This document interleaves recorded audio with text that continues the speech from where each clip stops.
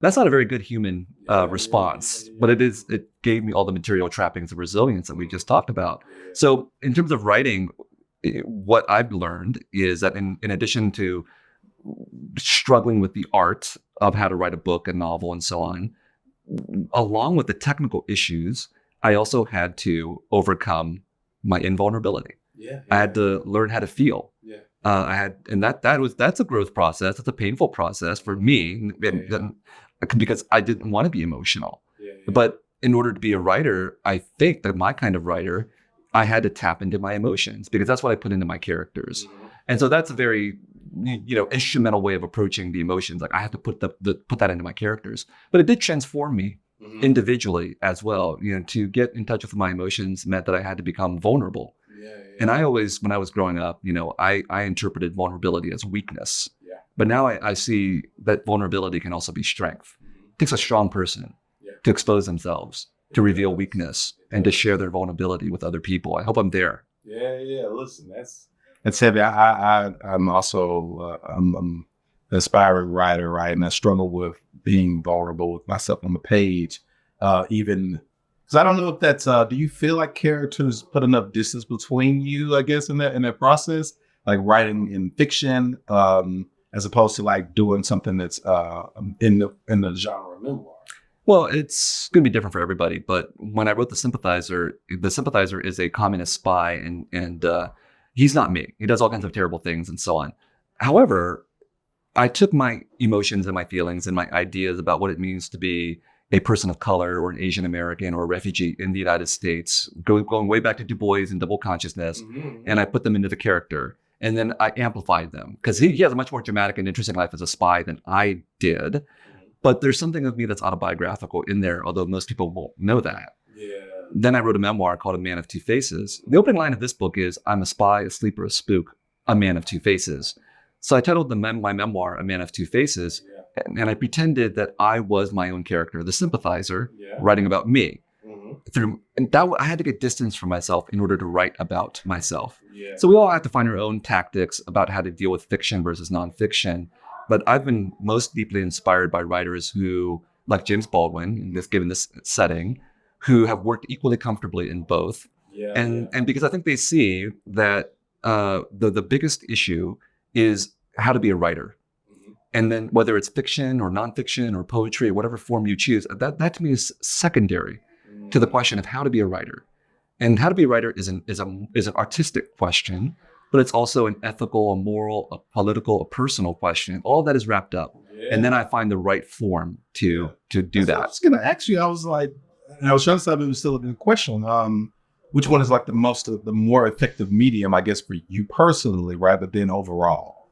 Do you think literature or fiction is the easier or the better, more palatable medium for conveying all those different things that you were saying, or do you think nonfiction is? Because I think personally, this has been my experience. I would like to think that nonfiction is, because like nonfiction is kind of more, I guess, in most instances relying upon fact. Mhm. But as an academic, I know where most of that lies. And it's almost like, for me at least, like I said, it's been my experience. And it's just people who already kind of know these things, who are already kind of tapped into these things, having intercourse about those things. And I feel like fiction has like the space, right, to reach like your everyday folk, and get outside of like the ivory tower of higher ed. But what do you think? Like, is nonfiction a more palatable medium and or effective medium, or is fiction a more palatable and effective medium? It just depends on the writer. I've read a lot of terrible memoirs, a lot Yeah. of terrible nonfiction, and I've read a lot of terrible fiction. So it really is the it depends on the writer and what they're able to do with the genre. And thankfully, there's many genres, and they're for all of us as diverse readers. So, for example, you didn't mention poetry. Like I love poetry when I was growing up. And I loved rhyming poetry. I loved the Romantics. I loved all these white guys from England writing poetry. Okay. Then I went to college, and my college professors beat the love of poetry out of me because it was too ivory tower, too academic, Yeah. their interpretation. But in the last 10 years, I've come back to poetry, and I've come back to poetry via poets of color. Okay. So that's Sharif, Lady Long Soldier, Mai Vang, Natalie Diaz, Ocean Vuong, the list goes on and on. Tracy Smith, I think you're having her here very soon. And when I read these poets, I respond very viscerally because I actually think I understand what they're doing. I understand why they're making the formal decisions they're doing based on what I think their history is. And so all I'm trying to say there is it depends. The context is what happens. I don't respond to bad poetry. I respond to this kind of poetry. I don't respond to bad memoirs. I respond to memoirs like Tracy's, for example, that connects the personal to the political, the individual to the collective. So it's the spirit of the writer and how they're able to deploy the genre that really matters. Yeah. What does the reader kind of fit into that? Because I think about a certain, like I said, a certain level of context and understanding that they may bring to the book. Where does the reader kind of factor into that in terms of like where you just were? Well, of course, I mean, I would love to think that there are particular communities of readers that will respond to my work, but in all honesty, it doesn't matter. In the first instance, it does not matter because I was growing up as a refugee boy in San Jose, California, didn't have any books in my house. I would go to the public library, I would borrow a bag of books, and none of those writers I was reading when I was a kid were thinking about me. If it was Percy Shelley or Charles Dickens or Jane Austen or Alice Walker, I don't think they were thinking, is my book going to speak to a Vietnamese refugee boy in San Jose, California? And they shouldn't. They should be writing for themselves or for whoever is close and important to them. And if they're telling the truth, if they're doing something beautiful, that work will connect with someone else, eventually of varied backgrounds. So, I mean, I did respond very viscerally when I encountered Asian American writers who were telling stories about people who looked like my parents and who looked like me. But I also responded very viscerally to Ralph Ellison and to Toni Morrison. And they transformed my life as a writer as well. So that's I think is what's really powerful about literature. Of course, we want literature that will reflect us and will tell our stories, whatever that means. But we also want literature that will connect us with people we've never thought of before. And if the writer's done their job, that is what's going to happen. Yeah, because I was thinking about when you said that you loved those old white poets. And I was like, it was kind of rough for me, right? When I was younger, there's one of my friends, Philip B. Williams, is a poet, and he just wrote All Hours. He said to me when I was interviewing him that if people, like Toni Morrison had this relationship with reading where she was like her brand of reading is difficult, like it's work, right? It's like unpacking. And he would say like, get a sharper knife, right? Do you feel like for certain texts, maybe, I guess, that a reader has to come more prepared to engage, or they won't fully get what the art is attempting? Or do you think that like art should be able to like shape the person, or like, I call it earthquake books is what I call them, like shift or make someone think, almost like people say that painting does. What do you kind of think about in that regard? I'm very Catholic in the sense that I have a broad sense of taste. Okay. Right. So I think there's a huge amount of room for books that don't do what you just described, but they're still very powerful. Like I grew up reading so-called genre fiction, like fantasy, science fiction, and so on. The prose is not terribly demanding in a lot of these books, and they're potentially very forgettable, but they still have an impact in terms of being able to transport me to some other place. My son, he's 10 years old. He loves reading the Rick Riordan novels. Okay. I don't think it's great prose, but it doesn't have to be great prose. There's a different intention behind what Rick Riordan is trying to do with like Percy Jackson, for example. And so we have to have space for that. But for myself personally, as a writer, I do want to write a kind of literature that provokes the reader and that will elevate the reader, not in the sense of making the reader a better person. Actually, I resist that idea that literature is supposed to make us better, because I think a lot of literature should, as we talked about earlier, be bad for us. Okay, that's so the idea of elevation in terms of making us better morally is not something I'm interested in. But elevate in the sense of challenging the reader, to, as you said, to work harder.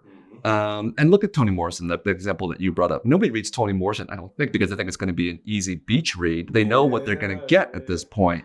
And so she created her readership. And I think that's what a great writer does. A great writer creates their own readership, especially if it didn't exist before. That's one of her points. Like Morrison said, if the book is not about you, you have to move the universe to you. And so I think that that's also my ambition as well. And it doesn't have to be every writer's ambition.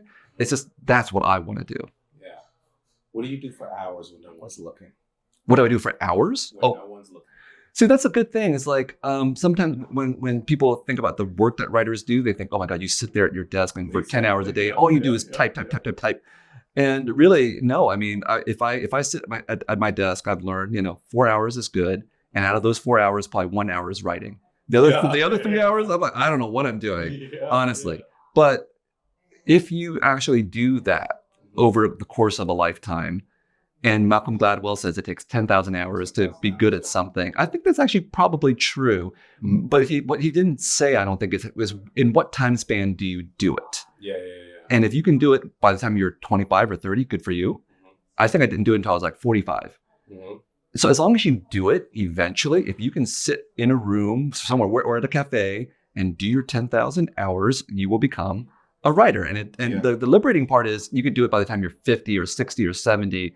You're your own pace setter in that regard. You're the only person sitting in the room. If you're fiddling around, looking at social media or whatever, that's up to you. As long as you get 1 hour out of those 4 that you're sitting by yourself and actually do some writing. I would imagine some of those hours like lend themselves to, and if they don't, that's fine too, right? But like when I'm wasting time, and not when I am, and even that idea is like a very. I was talking about one of my friends, Trisha Hersey. She just wrote this book called "Rest is Resistance," right? Like it's a radical rest in this grind culture. So I just want to bring that up because it came up to me when I was thinking about when I'm wasting time. Right? Like this idea, I think this is a Western idea that you have to maximize time. But I just think that sometimes, you need to take a walk. You need to I don't know, just blow off some steam, quite a type of thing, right? In order to be creative. Do you kind of share that idea? Yeah, I think that the problem with being a writer in some ways is that you never stop thinking about the writing. So I spend time with my family. It's great, but some part of my mind is still processing the artistic or the philosophical or the personal questions. Sometimes it's just way in the background, but sometimes it's the foreground. I'm trying to have a conversation and I can't stop thinking about whatever issue that I'm working on. So in a sense, writing is not just sitting alone in a room typing or handwriting or whatever you do. Writing is also this other process that's happening all the time somewhere in the back of your mind or in your soul or in your spirit. And so I think that there is a part of the writing that I've gradually come to understand is deeply intuitive.